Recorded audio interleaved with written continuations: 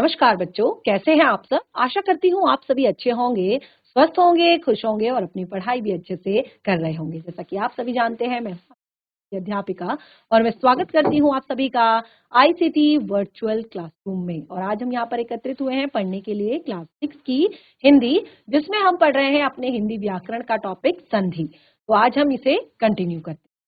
तो देखिए, जैसे कि आप अपनी स्क्रीन पर देख रहे हैं, हम यहाँ पर संधि यानी कि जो मैंने संधि में आपको बताया था कि हम वर्णों का मेल करते हैं, यानी कि जो शब्द होते हैं उन शब्दों को हम किस प्रकार से लिखते हैं कि उनका जो आपका प्रथम शब्द होता है उसका अंतिम वर्ण और द्वितीय शब्द का प्रथम वर्ण मिलकर आपका एक नया वर्ण बनाता है, और यानी कि दूसरा वर्ण बनता है, और जिससे क्या होता है कि आपका जो शब्द है वो अपने अर्थ में परिवर्तन ला देता है, उसके अर्थ में परिवर्तन आ जाता है और आप देख सकते हैं एक नया शब्द बनता है। तो इस तरह से हमने यहाँ पर काफी सारे एग्जाम्पल्स जो है अभी तक संधि के पढ़ लिए हैं, जिसमें हमने सबसे पहले हम यहाँ पर पढ़ रहे हैं दीर्घ संधि को। तो दीर्घ संधि के हमने काफी सारे उदाहरण पढ़े हैं, जिसमें मैंने आपको सबसे पहले जो आपका स्वरों का, देखिए क्योंकि जो दीर्घ संधि है इसको दीर्घ संधि क्यों कहा है ये भी मैंने आपको यहाँ पर बताया है, क्योंकि यहाँ पर जो आपके ह्रस्व और दीर्घ मिलकर क्या कर रहे हैं, दीर्घ ही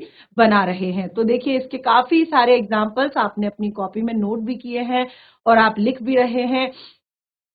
तो ये जो हमने लास्ट एग्जाम्पल यहाँ पर पढ़ा था, ये था हमारा एक ह्रस्व और एक दीर्घ का उदाहरण। तो आपने देखा कि हमने एक ह्रस्व लिया है यानी कि उफ का स्वर लिया है और दूसरा हमने ऊ का स्वर लिया है। तो इसी तरह के एग्जाम्पल्स लिखकर मैंने आपको यहाँ पर दिए थे और आप सभी को ये होमवर्क भी दिए थे कि आप इनको करेंगे, इनकी संधि आप करके लाएंगे। तो देखिए यहाँ पर लघु धन उर्मी, तो यहाँ पर इसको मैंने इस तरह से यहाँ पर संधि की, तो ये क्या बना, लघुर्मी।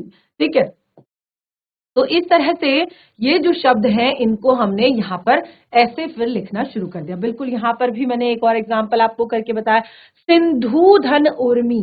तो सिंधु देख सकते हैं आप, आपका यहाँ पर कौन सा स्वर है, आपका यहाँ पर ह्रस्व स्वर है, और उर्मी जो आपका शब्द है उसमें कौन सा स्वर है, दीर्घ स्वर है। तो दोनों मिलकर क्या हुए, सिंधुर्मी। इसी तरह से लघु ऊर्जा, लघु, तो यहाँ पर घु जो है ये आपका ह्रस्व स्वर है और ऊर्जा में आपका दीर्घ स्वर है। तो हमने यहाँ पर एक ह्रस्व और एक दीर्घ लेकर यहाँ पर नया शब्द बनाने के लिए आपको कहा लघुर्जा। इसी तरह से अंबु धन ऊर्मी, अंबूर्मी। ठीक है, तो ये सारे के सारे एग्जाम्पल्स हमने लास्ट सेशन में पढ़े थे, और दो एग्जाम्पल्स मैंने उसे ये घर से खुद से करके लाने के लिए कहा था, ताकि आप लोग खुद से घर पर एक बार करें, और यदि आप लोगों को समझ ना आए कि कैसे करना है कैसे नहीं करना है, तो उसे आप नेक्स्ट सेशन में यहाँ पर डिस्कस कर सके, आप नेक्स्ट सेशन में यहाँ पर पूछ सके। ठीक है, तो चलिए आज का जो लास्ट एग्जाम्पल हम इस गुण दीर्घ संधि का यहाँ पर लेंगे। तो दीर्घ संधि का जो लास्ट एग्जाम्पल है उसको हम यहाँ पर पढ़ेंगे। दीर्घ संधि के लास्ट एग्जाम्पल में यानी कि नंबर 11 जो है उसमें हम यहाँ पर दोनों ही दीर्घ स्वरों को लेने वाले हैं, क्योंकि अभी तक हमने सभी चीजें पढ़ ली हैं, यानी कि एक ह्रस्व एक दीर्घ हमने पढ़ लिया, दोनों ही ह्रस्व हमने पढ़ लिए। अब हम यहाँ पर एक जो दोनों ही दीर्घ स्वरों को लेने वाले हैं, यानी कि हम ऐसे उदाहरण लेंगे जिसमें दोनों ही दीर्घ स्वर जो है आपस में मिलेंगे, और दीर्घ ही बनेगा। ये तो आपको शुरुआत से ही मैंने बताया है, किसी केस को हमने दीर्घ संधि भी कहा है, क्योंकि दीर्घ ही यहाँ पर बनने वाला है। ठीक है, तो चलिए इसके कुछ एग्जाम्पल ले लेते हैं। वधु धन उत्सव। ठीक है, वधु धन उत्सव। तो यहाँ पे हम अभी तक जो हमने लिया था वो हमने अभी तक जो हमने यहाँ पर लिया है वो हमने एक ह्रस्व और एक दीर्घ लिया है। अब हम इसको जस्ट अपोजिट करेंगे, यानी कि अब हम एक दीर्घ और एक ह्रस्व लेंगे। तो इसके एग्जाम्पल लिखते हैं, वधु धन उत्सव। ठीक है, वधु धन उत्सव। तो वधु, वधु। ठीक है, धू कौन सा स्वर आ रहा है, दीर्घ स्वर, दीर्घ स्वर और ह्रस्व स्वर हमने यहाँ पर मिलाना है।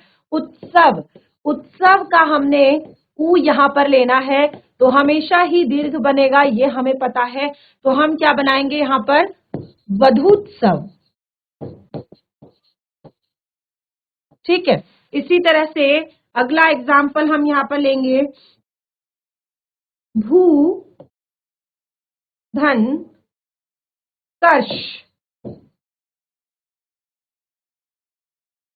ठीक है, तो इसका भी हम सेम यहाँ पर लिखेंगे। सबसे पहले भू, कौन सा स्वर आ रहा है, दीर्घ, और उसके बाद उत्कर्ष में हम ये वाला स्वर लेंगे, तो क्या होगा, हमेशा दीर्घ ही बनेगा।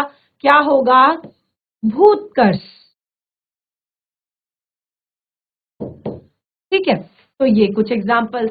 ठीक है, अब ये हमने यहाँ पर क्या लिया, पहले हमने लिए थे दोनों ह्रस्व, फिर हमने लिया एक ह्रस्व एक दीर्घ, फिर हम यहाँ पर ले रहे हैं एक दीर्घ और एक ह्रस्व।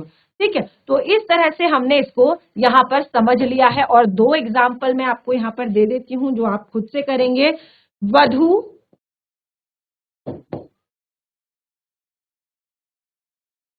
ये आपका जो एग्जाम्पल है वो है दोनों ही दीर्घ स्वर जब हम लेंगे। ठीक है, यहाँ पर ये जो एग्जाम्पल मैं बता रही हूँ, ये हमें बता रही हूँ जब हम दोनों ही दीर्घ लेंगे तो वधु धन ऊर्जा।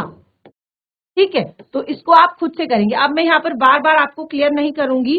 ठीक है, इसको आप खुद से करेंगे। ये एक एग्जाम्पल हमने यहाँ पर लिया है, तो देख सकते हैं आप, ये दोनों ही क्या है, आपके दीर्घ स्वर हैं। ये दोनों ही क्या है, आपके दीर्घ स्वर हैं। तो इन दोनों ही दीर्घ स्वरों में हमने क्या किया, यहाँ पर हमने इस तरह के ही एग्जाम्पल लिए और इसको आपने लिखना है। ठीक है, ये आपके लिए होमवर्क है। तो अभी तक हमने यहाँ पर कौन कौन से, अभी तक हमने यहाँ पर अ और आपका ई, उ, ये तीनों हमने यहाँ पर अभी तक ले लिए हैं। ठीक है, यानी कि इससे भी हमने क्या बना दिया है, दीर्घ आ बनाया, इससे हमने दीर्घ ई बनाया और इससे हमने दीर्घ उ बनाया। तो अभी तक हमने ये तीन एग्जाम्पल, यानी कि आपके जो ह्रस्व स्वर थे वो हमने यहाँ पर उनको दीर्घ स्वरों से, और ह्रस्व स्वर का ह्रस्व स्वर से, ह्रस्व का दीर्घ से, दीर्घ का ह्रस्व से, इस तरह का मेल करके हमने यहाँ पर जो तीनों दीर्घ हैं वो हमने यहाँ पर बना लिए हैं। यानी कि हमने कहा था कि ये हमेशा ही दीर्घ आ, ई, उ बनाएंगे। तो ये हमने यहाँ पर क्लियर कर दिया है। तो काफी सारे एग्जाम्पल्स से हमने यहाँ पर आपको ये बताया। तो यानी कि आपका पहला भेद, कौन सा पहला भेद, देखिए देख सकते हैं आप कितने सारे एग्जाम्पल्स से हमने यहाँ पर क्लियर किया है।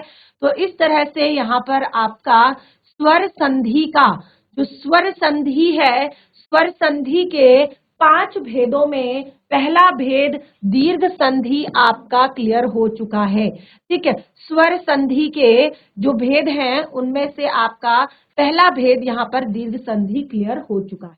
ठीक है, नेक्स्ट जो आता है वो है हमारा गुण संधि। तो अब आप सभी हेडिंग डालिए अपनी कॉपी में नोट कीजिए गुण संधि। ठीक है, अब हम पढ़ेंगे गुण संधि को।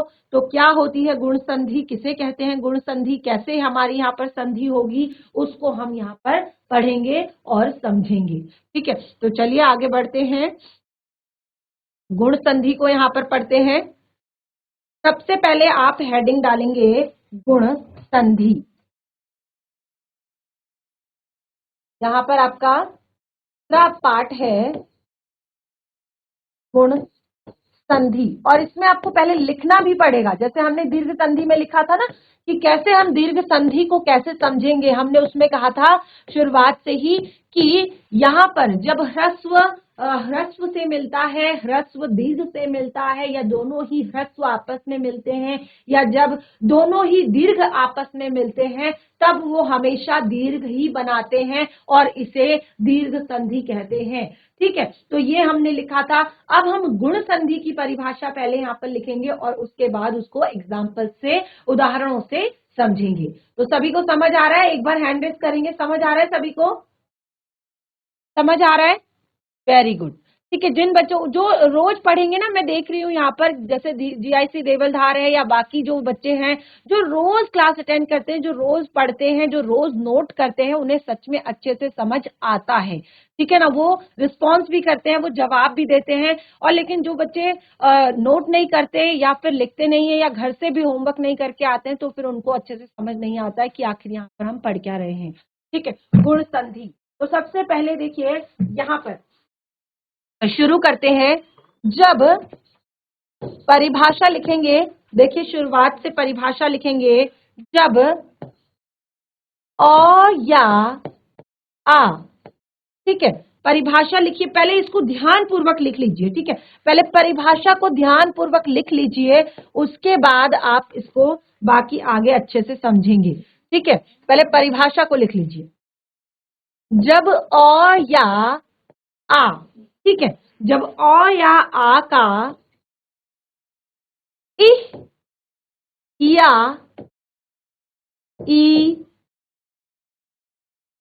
से, अब ध्यान दीजिएगा यहां पर कंफ्यूज मत होइएगा। जब सही लिखेंगे तो ही सही समझ पाएंगे, तो ही सही पढ़ पाएंगे। ठीक है, जब अ या आ का इह या ई से मेल होता है।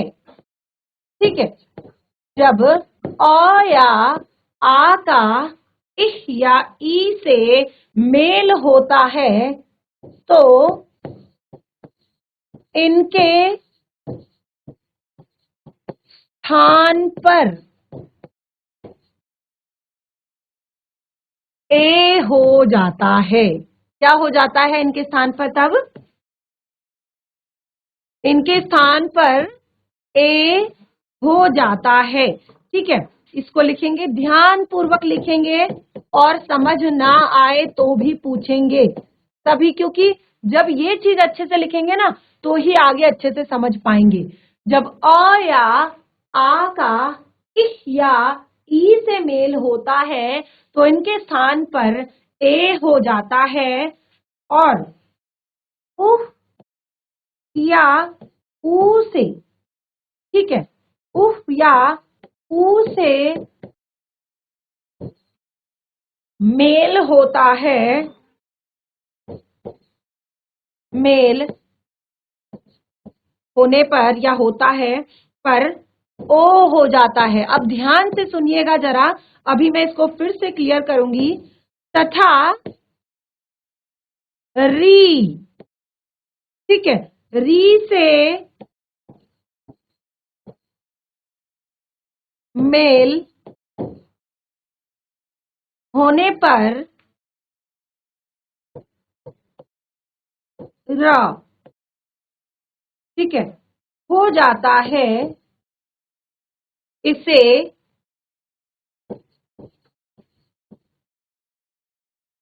गुण संधि,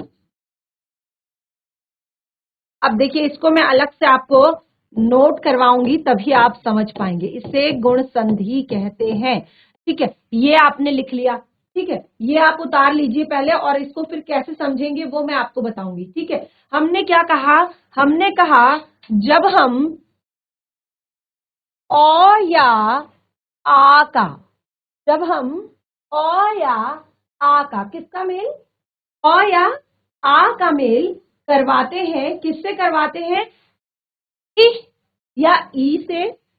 ठीक है, तो उसके स्थान पर हमारा ए हो जाता है। क्या हो जाता है? ए हो जाता है। ठीक है, और उह और ऊ से करवाते हैं। ठीक है, यदि हम उह और ऊ से करवाते हैं तो ओ हो जाता है। ठीक है, यदि हम री से करवाते हैं तो रा हो जाता है। ठीक है, इसे ही गुण संधि कहते हैं। तो अब मैं यहां पर आपको लिख कर दिखाती हूं कि हमने कहा जब अ या आ का मेल किससे होता है? अ या आ का मेल किससे होता है? इह या ई से। ठीक है, इह या ई से होता है तो फिर वो क्या बनाता है? ए बनाता है। ठीक है, ये आपको दिखाई दे रहा है? ठीक है, दूसरा हमने कहा जब अ या आ जब अ या आ का मेल हम उह या ऊ से करवाते हैं तो हमने कहा वो ओ हो जाता है। ठीक है, इस तरह से इसको समझेंगे। और फिर हमने कहा कि जब अ या आ का मेल हम री से करते हैं, किससे करते हैं? री से, ऋषि। ठीक है, तो क्या हो जाता है? इस तरह से रा हो जाता है।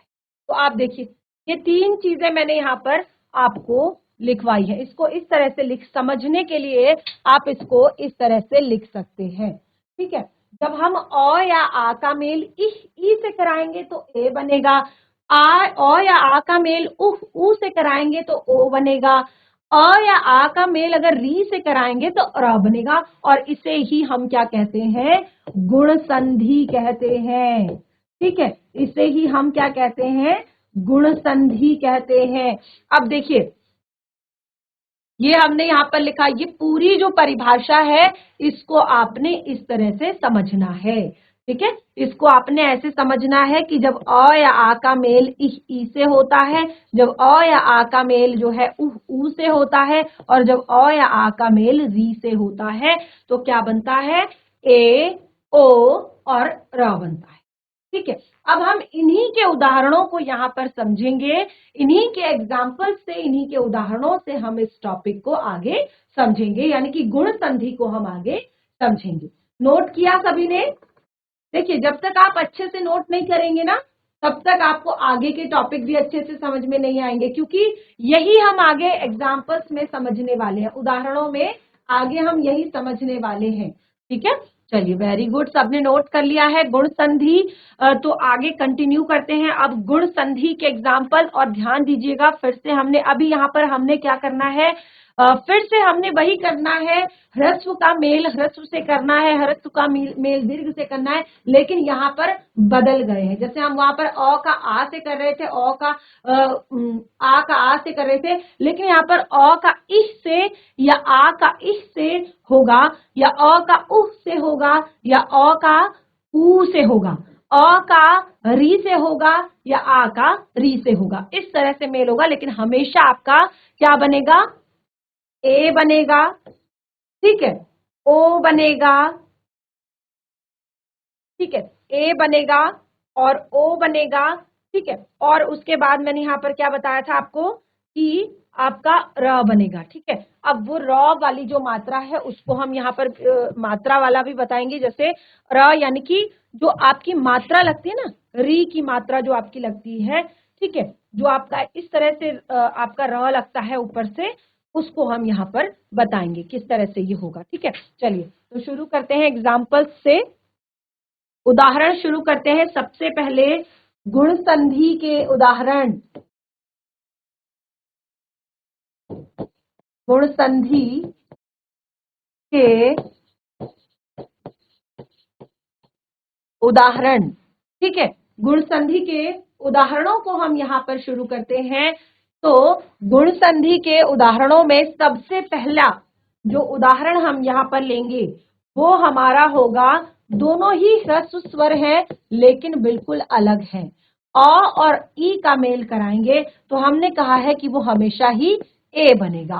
ठीक है, अब चाहे यहाँ पर हम दीर्घ लें, चाहे हम यहाँ पर ह्रस्व लें, वो हमेशा ही आपका क्या बनाएगा? दीर्घ बनाएगा। तो ये तो केवल एग्जाम्पल, उदाहरण मैं आपको बता रही हूँ इस तरह के कि कहीं पर आपका केवल एक तरह से आ की मात्रा वाला भी वर्ण हो सकता है, कहीं पर ई छोटी ई की मात्रा वाला भी हो सकता है, कहीं पर बड़ी ई की मात्रा वाला भी हो सकता है शब्द। ठीक है, तो चलिए, अगला एग्जाम्पल है, यहाँ पर इसका एग्जाम्पल हम लेंगे, भारत धन इंदु।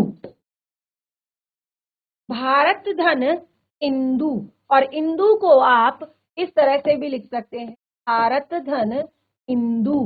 ठीक है, चलिए, भारत धन इंदु कैसे करेंगे इसको? भा र त, प्रथम शब्द का अंतिम वर्ण क्या है? प्रथम शब्द का अंतिम वर्ण क्या है? Yes GIC Devaldhar. यस फटाफट माइक लेंगे बच्चा, माइक लेंगे फटाफट। Morning ma'am.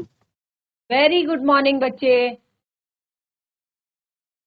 तो हमने कहा कि प्रथम शब्द का अंतिम वर्ण क्या है? ता है ना? लेकिन ता क्या है? स्वर है कि व्यंजन है? व्यंजन। वेरी गुड, व्यंजन है। तो व्यंजनों का उच्चारण हम कैसे करते हैं? व्यंजनों का उच्चारण हम स्वरों की सहायता से करते हैं। आप त का उच्चारण कीजिए फिर से। कौन सा स्वर आ रहा है आपको? आ। Very good. मैम तो हमने कहा आकार है, ठीक है ना? प्रथम शब्द का अंतिम वर्ण है त, लेकिन वो एक व्यंजन है और व्यंजनों का उच्चारण हम हमेशा स्वरों की सहायता से करते हैं। तो हमने उसका जो स्वर लिया वो था अ, ठीक है? हमने मेल क्या करना है, अ और ई का ही तो करना है ना। तो अ हमने यहाँ पर लिख दिया। फिर हमने यहाँ पर इंदु यानी कि द्वितीय शब्द का प्रथम वर्ण, द्वितीय शब्द का प्रथम वर्ण है ई, तो हमेशा ही मिलकर बनाएगा ए। तो ये जो शब्द है यहाँ पर भारत धन इंदु, तो क्या बनेगा ये? भारत धन इंदु क्या बनेगा नया शब्द? भारत तेंदु। क्या बनेगा? ए की मात्रा लग जाएगी ना भारत में, भारतेंदु, ठीक है? इसी तरह से दूसरा एग्जाम्पल हम यहाँ पर लेंगे, वीर धन इंद्र। अब ये कौन बताएगा? बहुत ही ज्यादा इजी है, वीर धन इंद्र। कैसे करेंगे इसको? कैसे करेंगे इसको, कौन बताएगा? जीआईसी बंचूरा, आप लोगों को आवाज आ रही है बच्चे? जीआईसी बंचूरा, आप लोगों को आवाज आ रही है बच्चे? हैंड रेज करके बताएंगे। यस जीआईसी देवलधार, माइक ले लेंगे बच्चा। तो फ्रंट में बच्चा बार बार हैंड रेज कर रहा है ना? हाँ यस, आगे वाले बच्चे को भी दे दीजिएगा एक बार। यस चलिए, हमने कहा वीर धन इंद्र, कैसे करेंगे? वेरी गुड मॉर्निंग बच्चे। माइक को मुंह के पास रखिए, माइक को मुंह के पास रखिए। हाँ, तो कैसे करेंगे हम इसको? Very good morning, very good morning. कैसे करेंगे बच्चा इसको? वीर धन इंद्र, कैसे सॉल्व करेंगे इसको? क्या करेंगे सबसे पहले?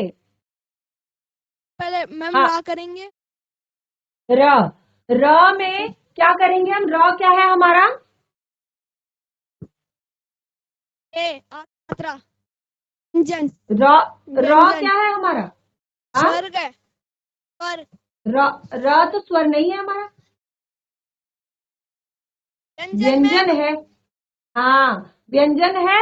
और व्यंजन से क्योंकि हम जब र का उच्चारण करते हैं तो हमें अ का स्वर आता है। किसका स्वर आता है? अ का, ठीक है ना? वी र जब हम उच्चारित कर रहे हैं तो किसका स्वर आ रहा है हमें? अ का स्वर आ रहा है। तो हमने प्रथम शब्द का अंतिम वर्ण लिया, तो अंतिम वर्ण जो हमें स्वर आ रहा है वो अ का आ रहा है, तो हमने लिखा अ। और फिर दूसरा क्या है हमारा? इंद्र, ठीक है? इंद्र से हमने ई ले लिया, यानी कि द्वितीय शब्द का प्रथम वर्ण हमने यहाँ पर ले लिया। तो हमने हमेशा कहा कि ये ए बनाएगा। क्या बनाएगा? ए बनाएगा। तो क्या हो जाएगा यहाँ पर? वीर धन इंद्र। Virendra. Very good, Virendra. Very good, बहुत अच्छे। नाम क्या है आपका बच्चे? मैम नाम क्या है आपका? अंशुमान। अंशुमन के लिए क्लैप करेंगे, अंशुमन के लिए क्लैप करेंगे सारे बच्चे। Very good Anshuman, very good, बहुत अच्छे, ठीक है ना? एक ही मात्रा लग जाएगी तो वो क्या हो जाएगा? वीरेंद्र, ठीक है ना? क्या हो जाएगा? वीरेंद्र। इस तरह से भी ना लिख सकते हैं और वैसे भी लिख सकते हैं, ठीक है ना, इस तरह से भी लिख सकते हैं वीरेंद्र। ठीक है, अब यहाँ पर मैं 2-3 एग्जाम्पल आपको दे रही हूँ, ये आप खुद से करेंगे और मुझे पता है आप लोगों को सबको आता है, सारे बच्चे इंटेलिजेंट है, बस थोड़ा सा अगर ध्यान दें तो फिर वो अच्छा कर सकते हैं, अच्छा लिख सकते हैं। ये नोट कीजिए फटाफट और आसानी से आप इसको कर सकते हैं।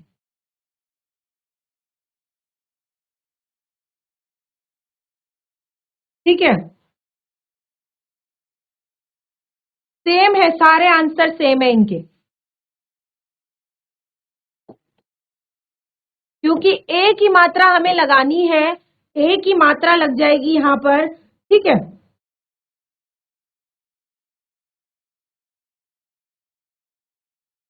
ये देखिए इतने सारे एग्जाम्पल मैंने आपको दे दिए हैं, अब आप इन्हें नोट कीजिए और अभी नहीं करेंगे, घर पे करेंगे, ठीक है, क्योंकि अभी हम आगे अपने टॉपिक को कंटिन्यू करेंगे, यानी कि हम दूसरा एग्जाम्पल लेंगे। अभी हमने यहाँ पर क्या लिया, अभी हमने यहाँ पर लिया अ और ई का एग्जाम्पल और आगे अभी हम दूसरा लेंगे।